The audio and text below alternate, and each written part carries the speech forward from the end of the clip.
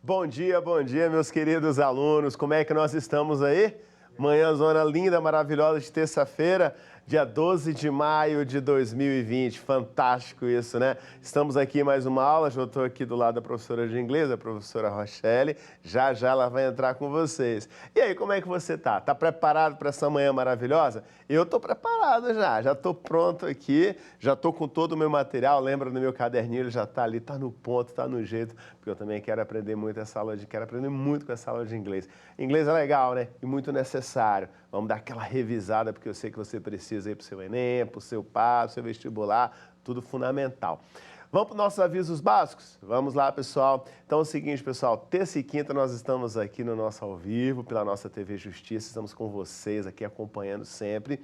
Você que está pegando esse primeiro horário, quer saber mais informações? Eu já coloquei lá no Twitter, tá? @Escola em Casa DF. Dá uma olhadinha lá que já está disponível. Aproveita também para dar uma olhada no @TV Justiça. 2 Twitter que eu quero que vocês acompanhem e sigam de perto comigo. Se você conhece alguém, se tem algum amigo seu, algum conhecido, algum colega lá da tua turma que não está conseguindo sintonizar a TV Justiça, nem a TV Justiça, nem a TV Gênesis. Vou dar um recado para vocês que no canal 24, a TV Gênesis também está transmitindo simultâneo com a TV Justiça. Mas se teve algum problema, pede para essa pessoa correr lá para a internet, que nós temos o YouTube da TV Justiça, que está transmitindo em tempo real. Está tudo ao vivo aqui agora para você lá também. Acompanha lá. E lembre, todos os programas que já passaram por aqui, eles estão no YouTube, Escola em Casa DF, tá? Então, os programas anteriores ali também. Maiores informações você encontra lá, encontra no nosso Twitter também. Agora, se você perdeu alguma coisinha, calma. Às 13 horas, de segunda a sexta, nós temos pela TV União, canal 11.1. Sintoniza aí. TV União está passando à tarde.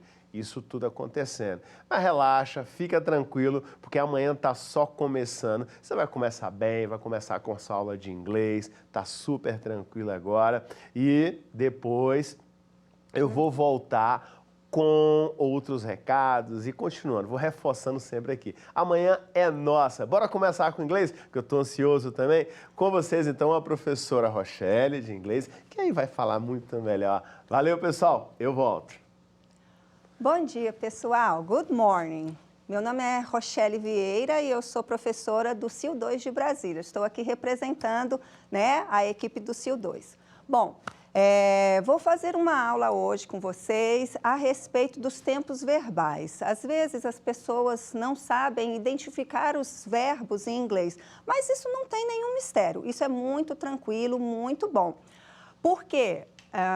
O verbo é fundamental numa oração. Como você sabe, provavelmente você já deve ter estudado em português, o verbo é a ação que está acontecendo. Então, nós temos vários tempos verbais e muito necessários e muito lógico que você entenda todos eles. Pode passar, por favor. Então, a aula de hoje é sobre os tempos verbais em inglês, ok? É uma revisão, na verdade, sobre tudo que você já viu a respeito de tempos verbais no ensino fundamental, né? Não é somente o verbo to be. As pessoas acham que só estudam o verbo to be, mas isso não é verdade. Isso não é verdade.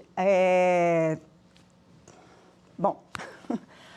Os tempos verbais se dividem em presente, passado e futuro. Simples assim. Presente, quando é que você usa o presente?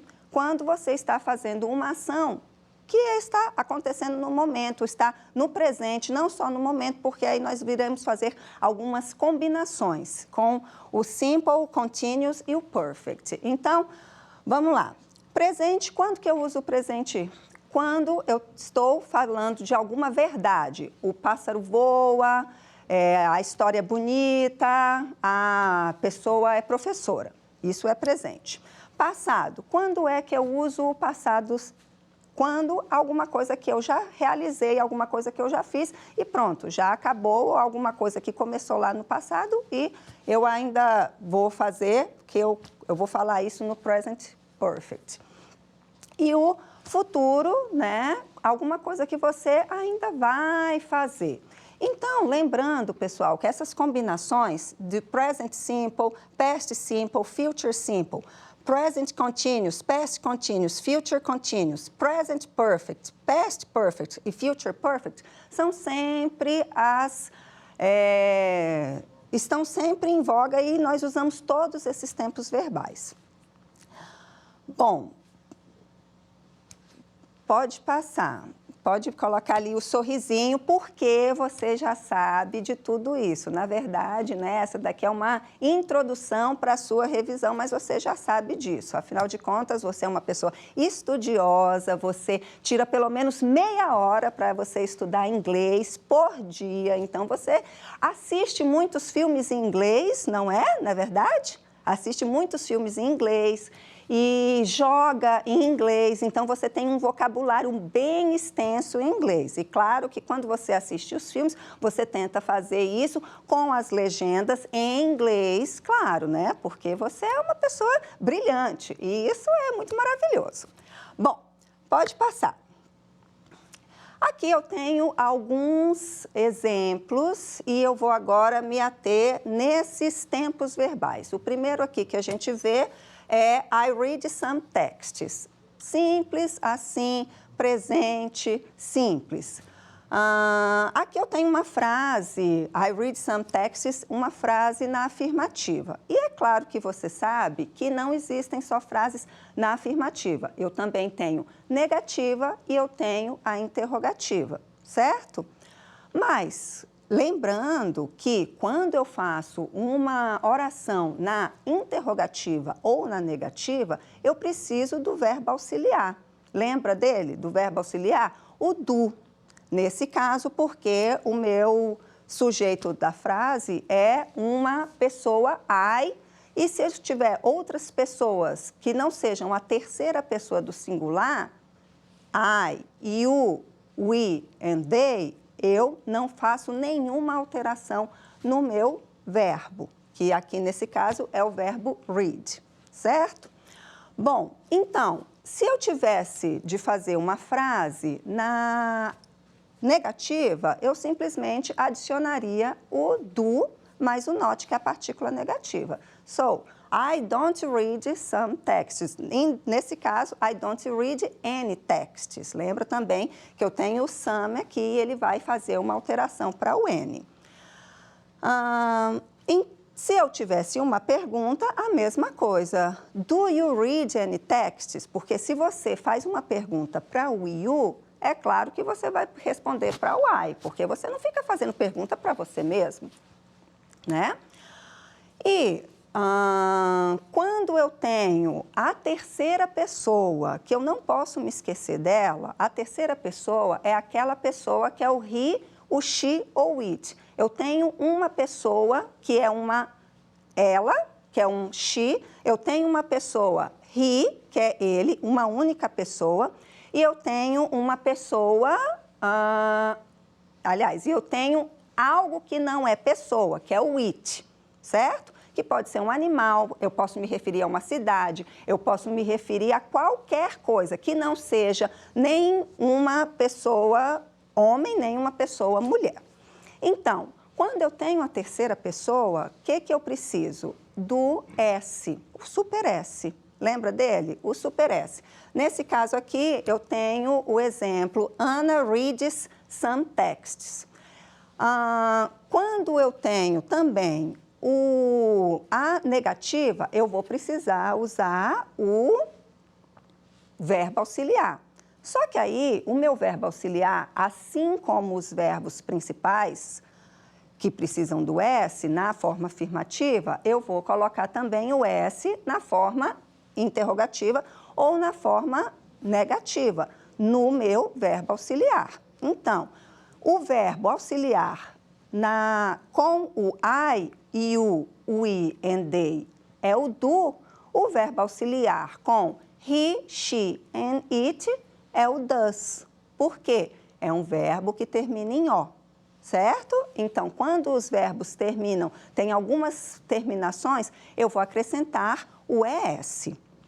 na regra geral, simplesmente é eu acrescentar o S.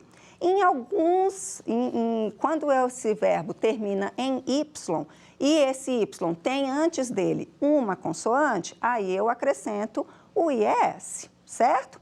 Mas lembrando, pessoal, que quando eu acrescento o does ou doesn't, tanto na interrogativa, does Anna read any texts? Ou na negativa, Anna doesn't read any texts, eu preciso tirar o S do verbo principal. Por quê? Porque o S ou ES, enfim, já está lá no verbo auxiliar, certo? Então, não posso nunca me esquecer, eu nunca vou conseguir fazer uma pergunta em inglês simplesmente fazendo a entoação que eu tenho em português, né? Porque isso gramaticalmente não está correto, ok? Então, eu preciso do verbo auxiliar e ele só vai ser utilizado quando eu faço uma interrogativa ou quando eu faço uma negativa. Ok? Então, aqui eu tenho dois exemplos para o presente simples, o simple present. Então, lembrando que quando eu tenho simple present, eu preciso dos verbos auxiliares para fazer pergunta. O único verbo que eu não uso com auxiliar para fazer nem a pergunta, nem a afirmativa, nem a negativa, é o verbo to be. Aquele velho conhecido de vocês, que as pessoas dizem que não aguentam mais saber sobre o verbo to be, mas quando são perguntadas sobre o verbo to be, elas não sabem responder as perguntas do verbo to be. O verbo to be, o que é? I am an English teacher, por exemplo. Então, é simplesmente o am, o is e o are. E esse verbo to be, ele é o super poderoso, porque ele faz a afirmativa dele, I am a teacher, ele faz a negativa dele, acrescentando not, I am not a teacher, e ele faz a interrogativa dele, are you a teacher? Certo? Então, o verbo to be, ele é muito importante, porque ele é o ser e estar. E todos nós, antes de fazermos qualquer ação, qualquer outra ação, nós somos, antes de qualquer coisa, ok? Então, essa é a importância do verbo to be. As pessoas ficam, em sala de aula, é o verbo to be, de novo. Mas aí, quando você pergunta, a pessoa não sabe responder. Então, presta atenção, se concentra quando você estiver estudando, para você estudar de uma vez por todas e não ter mais problema com isso, ok? Bom, e aí, aqui embaixo, I am talking to you now. I am talking to you now, certo? Então, aqui, esse é o quê? É um presente, mas é um presente contínuo, é o present continuous. Que aí, nesse caso, eu tenho o quê? Eu tenho o verbo to be. Tenho dois verbos no present continuous, que é o verbo to be e o verbo principal com o ing. Por quê? Está mostrando para mim a ação que eu estou realizando no momento. E neste momento, now, I am talking to you, certo? Como eu tinha falado do verbo to be, ele, como ele é o superverbo, ele é que vai fazer o quê? A pergunta no present continuous. Ele que vai fazer a negativa no present continuous. Eu simplesmente vou fazer umas modificações dentro da oração. Por exemplo, se eu pergunto, are you talking to me? Eu tenho uma pergunta, certo? O que eu fiz com o verbo to be? Eu simplesmente desloquei o verbo to be para o início do sujeito, né? Então, are you talking to me?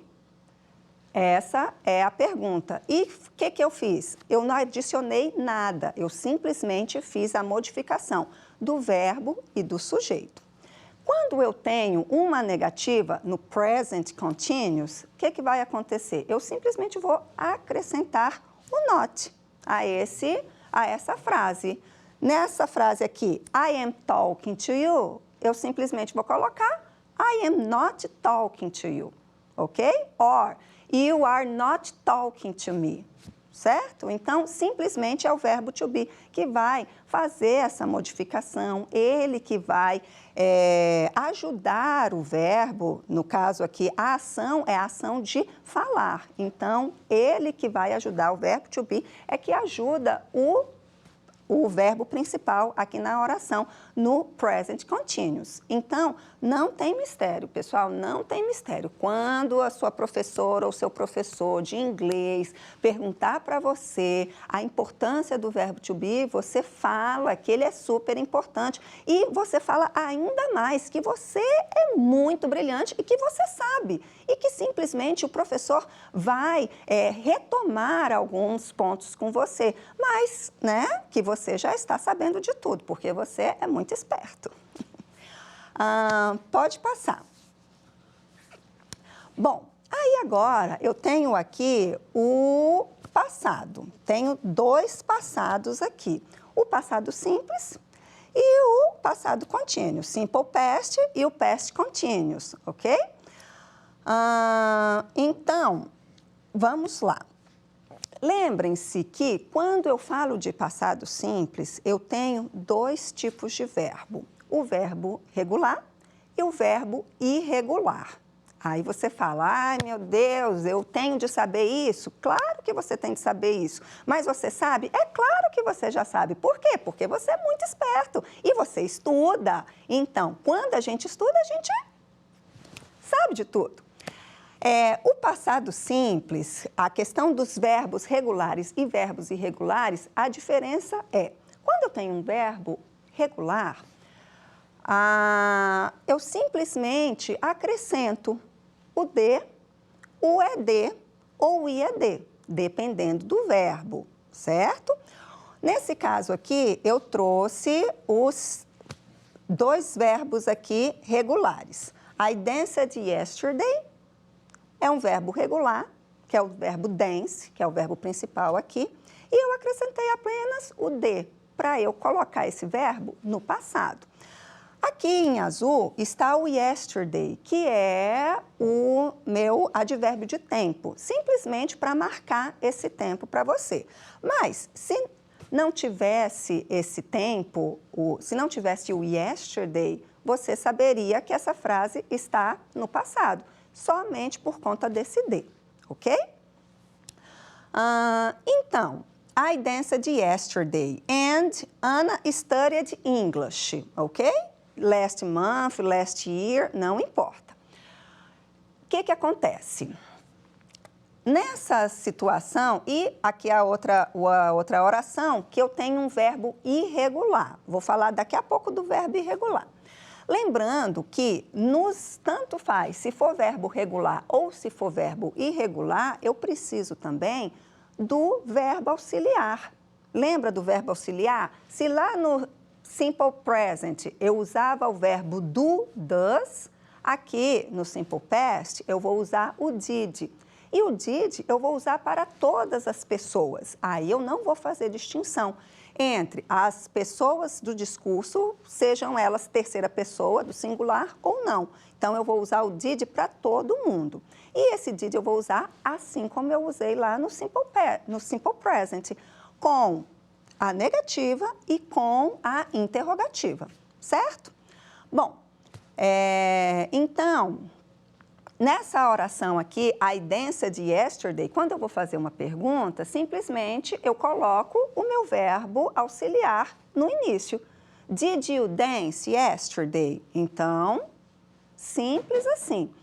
Quando eu vou fazer uma negativa, eu vou adicionar o verbo auxiliar did com not. I didn't dance yesterday, certo? Aqui no caso da Ana, como não tem a Ana, apesar de ser terceira pessoa do singular, mas a frase está no passado, então eu não tenho mais por que fazer diferenciação em relação ao verbo auxiliar. Então, se eu tenho uma pergunta aqui, did Anna study English? Or Anna didn't study English? Lembrando, pessoal, que se eu coloquei o did na minha oração, automaticamente esse de e esse ied vão desaparecer. Por quê? Porque o verbo vai voltar ao que era antes. Na primeira oração, o verbo é dance. E na segunda oração, o verbo é study, certo? Bom, e aí eu tenho aqui a última oração, que é Wagner read a book last month. Então, o que acontece aqui? Qual é a diferença desses dois primeiros verbos com o verbo read, que aqui ele está no passado, então é read? Ele é um verbo irregular.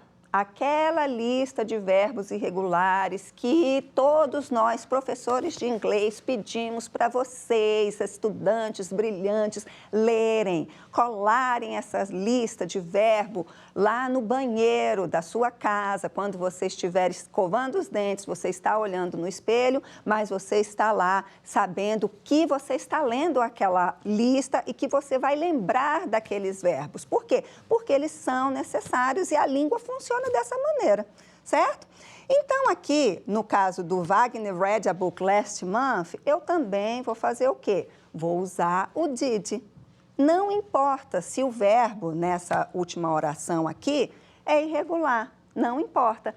O que acontece? Esse verbo irregular, ele funciona também para fazer perguntas, para fazer respostas negativas, é óbvio, não é mesmo? Então, eu vou usar o qual ao verbo auxiliar que eu vou utilizar nesta oração aqui. O did também, certo? Porque o did é o verbo auxiliar do passado. E não importa se é o Wagner, se é a Ana, ou se é o you, ou se é o they. Não importa, ok? Então, se eu tenho essa frase aqui, Wagner read a book last month, e eu faço uma pergunta, transformo ela numa pergunta. Did Wagner read a book last month? Or, Wagner didn't read a book last month. Então, quando eu tenho o verbo auxiliar, o que vai acontecer? O meu verbo automaticamente volta ao que ele era antes, certo? Então, no caso, a diferença aí na pronúncia por conta do ser o verbo read, porque ele é read, read, read, ok? Muito bem. Então, lembrando que o verbo auxiliar para o passado simples é o did, não importa a pessoa, tá bom? E aí eu tenho aqui uma última oração. Só que essa oração, você já percebeu que eu tenho aqui, ó, eu coloquei aqui com ing. Essa oração está, e eu tenho um verbo to be no passado. Anna was eating chocolate. Então, o que acontece aqui? É uma oração no past continuous. Então, era uma ação que a Ana estava fazendo no passado, certo? Agora ela não está mais fazendo, né? Mas a Ana was eating chocolate, ela ama chocolate, então ela come brigadeiro todos os dias. Por exemplo, se fosse um presente, Anna is eating chocolate now. Mas como é passado, Anna was eating chocolate yesterday, ok? Então, aqui o que acontece? Como o was, você sabe que ele é o verbo to be, ele é o power verbo, ele é o super verbo, ele mesmo faz a afirmativa dele, Anna was eating chocolate, ele faz a negativa dele, Anna wasn't eating chocolate, e ele faz a interrogativa dele. Was Anna eating chocolate? Ok? Então, eu vou simplesmente tirar o verbo, né? Colocar o verbo antes do sujeito, para poder fazer uma pergunta, usando, né, no caso aqui, o past continuous, certo? Muito bem. Então, só recapitulando, o verbo auxiliar do presente simples é o do ou does, do para I, you, we and they, e does para he, she, it, ok? E o verbo auxiliar para o passado simples aqui é o did. Não importa se for I, you, we, they, he, she, it. Não importa, ok? Bom, tem alguma coisa? Sim. E eu coloquei aqui em azul os advérbios de tempo, para ser uma marcação a mais na oração. Mas né, você já pode identificar os verbos no passado e você já vai saber que eles estão no passado.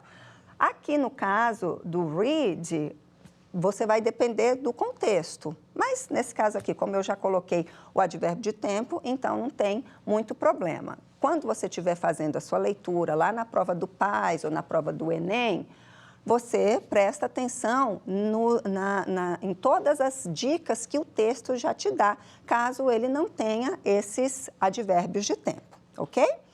Bom, então pode passar, por favor. E aqui nós temos o futuro.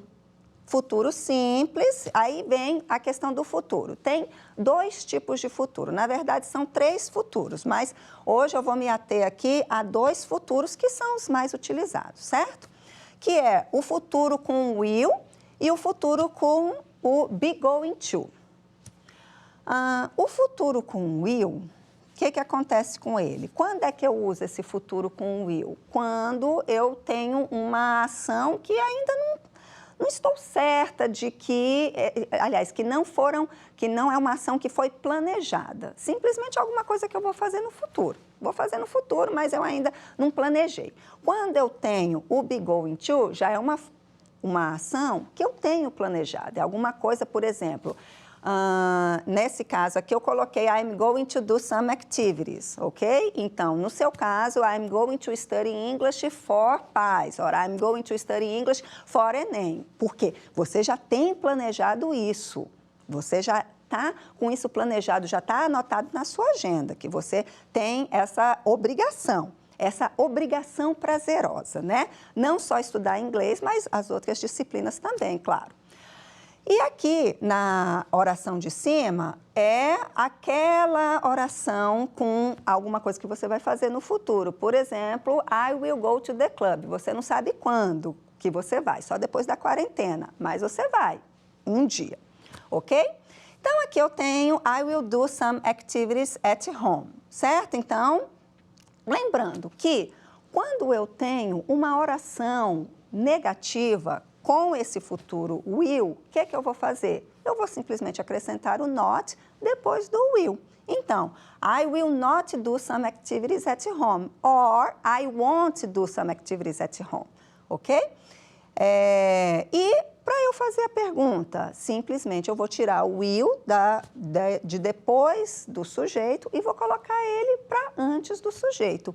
Will you do some activities at home? Porque é aquela coisa que eu falei, você não vai fazer uma pergunta, will I do some activities? Você vai fazer uma pergunta para você mesmo? Não, né? Você vai fazer uma pergunta para o you e vai responder para o I, porque, né, é óbvio, ok? Assim como em português, se eu faço uma pergunta para você, você responde como eu. Então, o que tem ali, pessoal? A negativa, simplesmente eu vou acrescentar o not e a interrogativa, eu vou mudar o will de posição. Por quê? O will é um verbo modal, né? Então, ele vai ali funcionar como um auxiliar. Ele que vai absorver o not para ele ficar para ele fazer a negativa e ele que vai fazer a alteração de posição com o sujeito para ele fazer a interrogativa, certo? E o futuro be going to, o que eu tenho aqui? O when. Quem é o when? É o verbo to be. O when é o verbo to be. Então, o próprio when é que vai fazer a negativa, simplesmente. I am not going to do some activities. O not vai vir aqui logo depois do am, porque o verbo to be é o power, certo? E se você vai fazer uma pergunta, você simplesmente vai mudar a posição com o sujeito. Are you going to do some activities? Simples assim. Então, não tem erro, pessoal. Quando vocês estiverem estudando aí na casa de vocês, né? Porque estamos todos dentro de casa, você já vai começar a clarear o seu mundo do inglês, ok? E o último exemplo aqui que eu trouxe foi I will be doing some activities. O último exemplo de sujeito, perdão, de futuro. Mas aqui eu tenho um futuro continuous. I will be doing some activities, ok? Então, simplesmente eu vou colocar o ing e o will vai aparecer aqui também, porque ele é a minha marca de futuro. E nesse caso, pessoal, eu preciso do be. Por quê? Porque o contínuo sempre tem um verbo to be. Lembra lá no presente continuous, que era I am doing some activities. No passado, I was doing some activities. E agora no futuro, I will be doing some activities. Aqui o be vai aparecer como be por conta do will, porque ele é o verbo modal e ele está funcionando aí como auxiliar. Só neste momento aqui, que quem é que vai adicionar, quem vai absorver o not vai ser o will. I won't be doing some activities. Ou vai fazer a pergunta, will you be doing some activities? Então, muito simples. Pode passar, por favor? E aqui o present perfect, ok? I have read some books during the quarantine, alright? Então, o que eu tenho aqui? Um present perfect. Esse verbo, né, esse tempo verbal present perfect, ele é um tempo verbal que os alunos não devem fazer tradução, embora seja muito mais forte do que nós queremos fazer a tradução porque nós queremos saber exatamente o que é aquilo ali que eu não estou entendendo. Mas, quando você estuda e que você começa a entender, a pensar em inglês, ou tentar ao máximo pensar em inglês, para aquilo fluir melhor para você, aí você começa a ver que não necessariamente você precisa traduzir palavra por palavra, certo? Mesmo porque quando você começa a fazer traduções, quando chega neste ponto aqui do seu conteúdo, aí você se embanana todo. I have read some books during the quarantine é o quê? Tem o present perfect aqui, o verbo auxiliar do present perfect é o have, certo? Então, o have para I, you, we and they. E o has, lembra do has? Porque o verbo have é um verbo irregular. Então, na terceira pessoa, ele muda para has, ok? Ele é irregular e no passado ele muda para had. Por isso que ele é um verbo irregular, ok? Então, se eu tivesse aqui Ana has read some books during the quarantine. Ok? Então, eu preciso sempre concordar os verbos auxiliares com o sujeito que está ali na minha oração. Certo, pessoal? Se eu tivesse ali uma negativa, simplesmente eu ia colocar a negativa, o not, né, que é a marca da minha negativa, depois do have, porque o have aqui, ele vai funcionar como meu auxiliar do present perfect. I have not read some books during the quarantine. Or I haven't read some books during the quarantine. Ok? E aqui o present perfect continuous. Anna has been watching TV. Quando eu tenho a negativa, Anna hasn't been watching TV. E quando eu tenho a interrogativa, eu simplesmente coloco o has lá antes de Anna. Has Anna been watching TV? E aqui eu não fiz a pergunta. Have you read some books during the quarantine? Certo? Então, aqui é simplesmente o have ou has funcionando como os verbos auxiliares. Lembrando que depois do have ou depois do has, nesse caso aqui, eu tenho os outros verbos. Nesse caso, como é present perfect continuous, eu tenho 3 verbos, o has, o been e o watching. A ação propriamente dita, ela vai aparecer com o ing, certo? Bom, então, não vou fazer tradução, mas só falar para você que, dependendo da situação, present perfect, eu posso utilizar, né, para ações que começaram no passado e elas ainda continuam, porque, por exemplo, nessa oração aqui, a quarentena ainda não acabou. Então, eu estou lendo os livros, eu estou, né, tendo essa oportunidade de ler todos os livros que eu gostaria de ter lido. E no Anna Has Been Watching TV, também é a questão de não se fazer a tradução, porque senão vai ficar muito confuso. Mas depois, se você não tiver entendido, não ficou claro ainda para você essa questão do present perfect, você pode perguntar lá nas salas que eu vou passar os códigos no final. Próxima, por favor. E aí, agora, nós temos um texto, né, do PAIS, um texto do PAIS. Nós não vamos fazer a resolução dessa questão assim como no PAIS, mas nós iremos fazer o foco daqui da nossa aula, que é o tempo verbal, certo? Então, nesse texto aqui, eu tenho alguns verbos funcionando na função de verbo, ok? Porque alguns verbos funcionam como verbos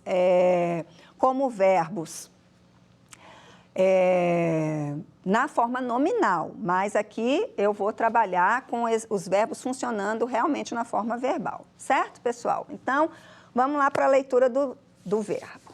Taking notes is a good way to help students identify the importance of concepts covered in class.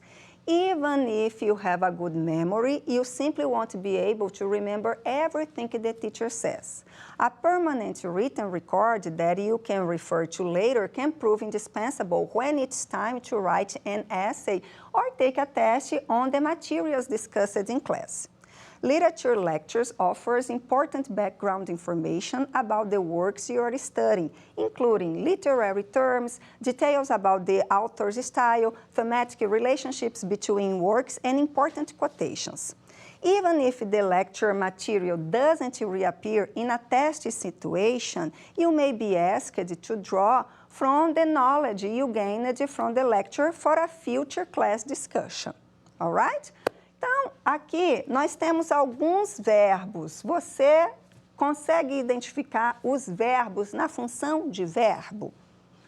O primeiro verbo que nós temos aqui, qual é? É o taking notice is. Pode abrir, por favor. Taking note is a good way to help students o quê? Por favor. Pode abrir a resposta. Identify. Então, esses dois verbos ali, que já foram mostrados, eles estão na função de verbo. Por quê? Eu tenho aqui o sujeito para o is e eu tenho o students para o sujeito para identify. All right? Bom, the importance of concepts covered in class. Even if you, o you ali está funcionando como sujeito. Pode abrir. Eu tenho o have aqui. If you have a good memory, e você tem uma boa memória, você tem uma memória maravilhosa, por isso que você sempre se lembra e se lembrará de tudo o que acontece na sua sala de aula, seja aula de inglês, de espanhol, de francês, de matemática, whatever. You simply won't be able to remember everything the teacher says, all right? Então, você não estará apto a se lembrar de tudo. Pode abrir, por favor. Você não estará apto. Aqui eu tenho uma negativa, futuro, ok? Então, esse won't aí é aquilo que eu já tinha falado lá no futuro. Will mais o not. Então, eu tenho uma contração do won't. No is, no identify e no have, eu tenho presente simples, ok, pessoal?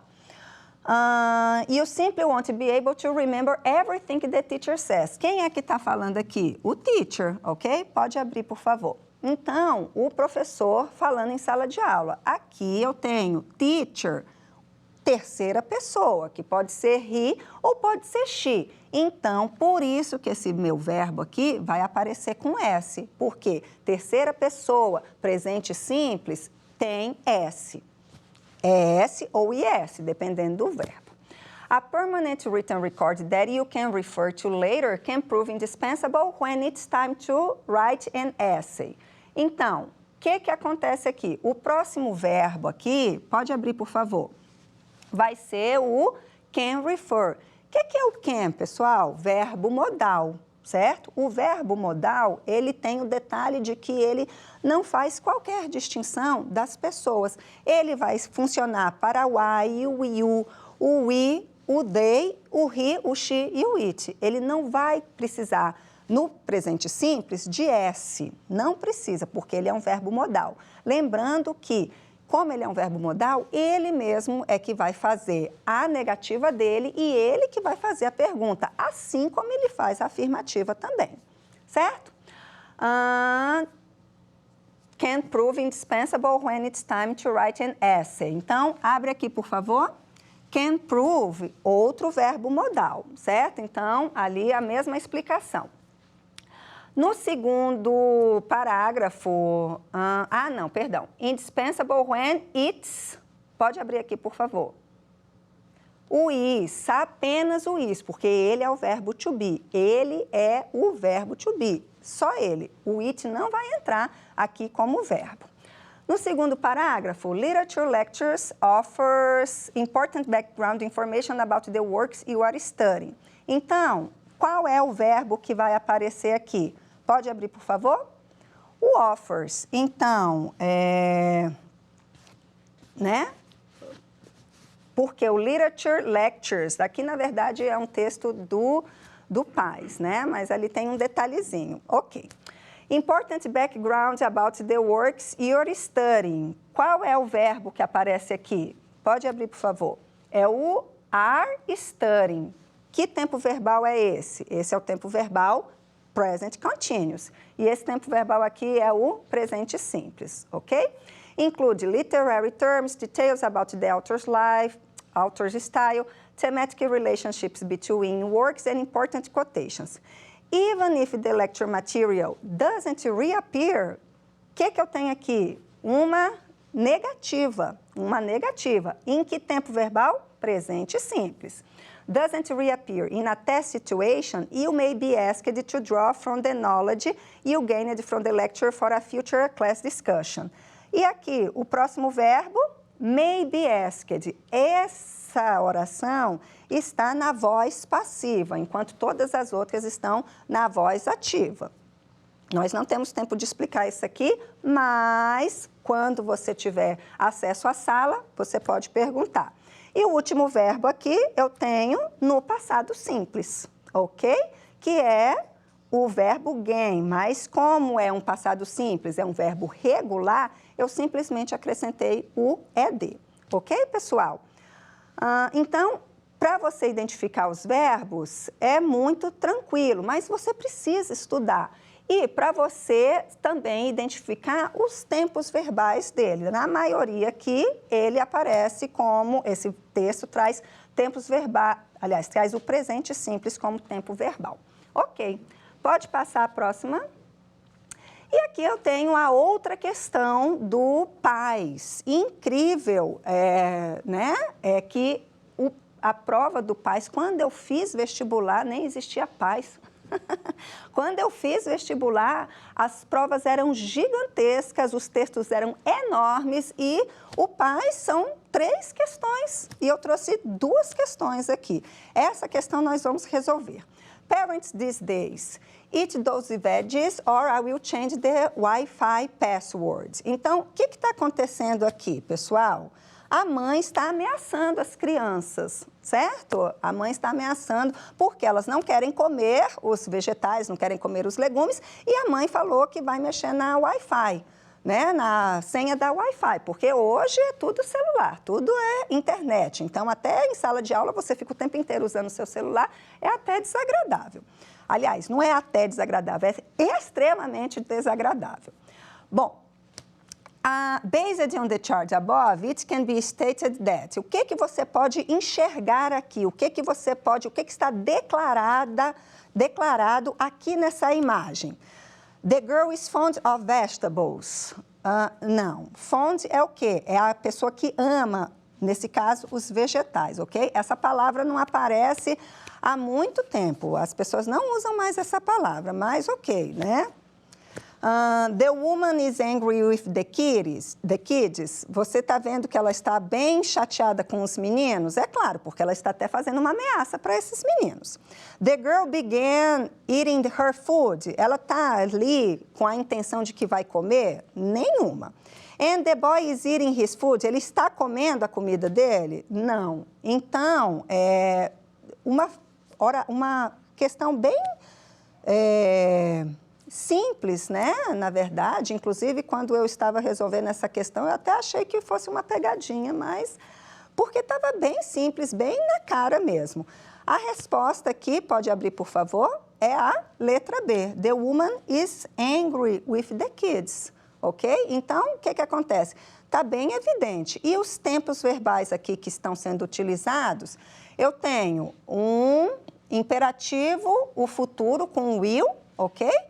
Um presente simples, passado e um presente contínuo, ok? Então, aqui é uma oração, uma questão bem tranquila mesmo. Se você que está estudando o inglês, não teve mistério nenhum para fazer essa questão.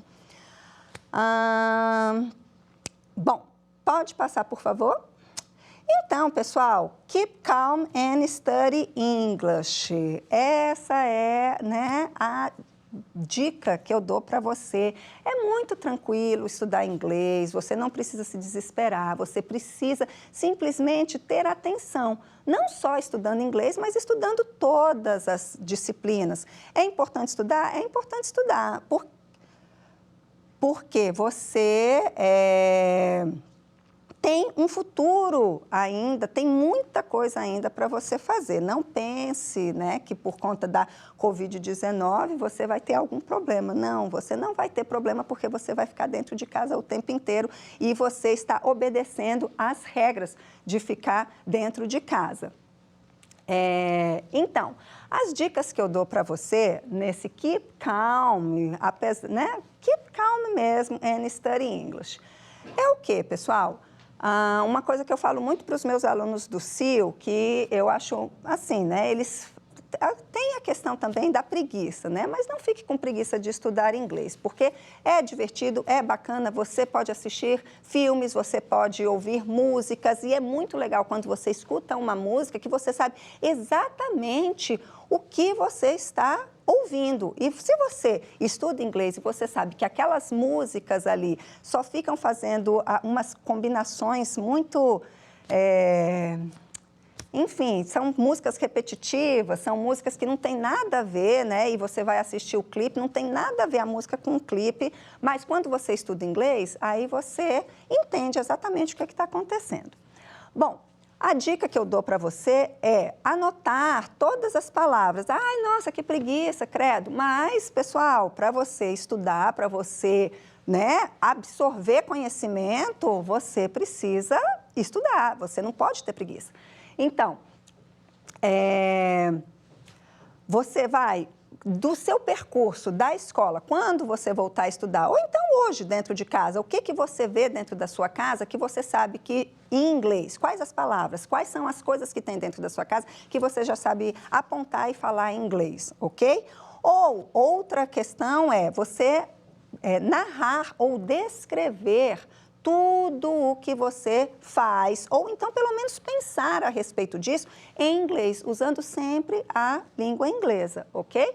Ou a língua espanhola, se você estuda a língua espanhola, ou a língua francesa, porque no PAS você tem outras opções, não é só o inglês. Mas é claro que, né, aqui eu não estou dando mais as dicas de inglês, mas você vai usar também para espanhol ou para francês, certo? Então, e também você entender como que você aprende, se você olhar, visualizar aquela palavra, você já guarda aquela palavra? Você precisa anotar aquela palavra várias vezes? Ou você precisa ouvir aquela palavra? Como é que você aprende? Certo? Pode passar. E aí, eu, né, agradeço muitíssimo a oportunidade e tenho aqui para vocês, eu vou dar um tempinho aqui, tem aqui para vocês 2 códigos. Por quê? Tem os alunos que estão acompanhando o Escola em Casa, eles têm um e-mail específico, eles precisaram abrir um e-mail para poder acompanhar o Escola em Casa. Então, é o e-mail com @se ou é o e-mail com @edu, né? Dependendo do e-mail que você tem. O seu código é o GZ64V6Z. Esse é o código que você vai usar para acessar a sala, a Google Classroom. Mas, se você não tem, os alunos que não têm o @se ou o @edu, né, que vocês vão poder entrar com o Yahoo, com o Gmail, com, enfim, o Hotmail, nem sei quem usa Hotmail, ok? O código é GQZYLN7. Então, esse daqui é o quadro que eu trouxe para vocês para as salas do Google Classroom, ok? Então,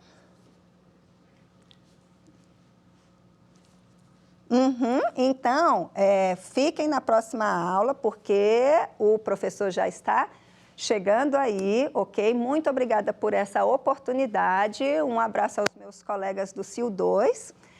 E, pessoal, estude, se dedique mesmo, aproveite esse tempo que você está em casa e que você pode usar o tempo como você quer usar o tempo, sem ter aquele horário, aquela corrida toda do dia a dia. Mas se dedique realmente para você fazer valer a pena esse tempo que você está agora em casa. Bom dia. Good morning ou good afternoon, quando tiver, né, na reprise.